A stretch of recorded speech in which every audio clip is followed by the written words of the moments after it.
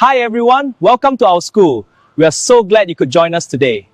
Let's take a look around. Welcome to our alma mater, our dearest, Santa Catalina College in Binyang. Let us reminisce. 50 memorable and happy moments at Santa Catalina College 50 years ago. Yung tipong pag naalala mo, mapapangiti ka na lang kahit may kasamang pilat. Yung kalsada papasok ng Santa, hindi ka pa nakakapasok, may PE na kasi may asong humahabol. Wala na ang kainan ni Aling Celia. Si Seseng na lang ang last survivor sa food trip history natin. Yung gate dati solid pero ngayon rehas na. Kita mo loob, pero di mo alam kung papasok ka o tatakas. Wala na si Mang Rading. Naka-uniform na ang guard.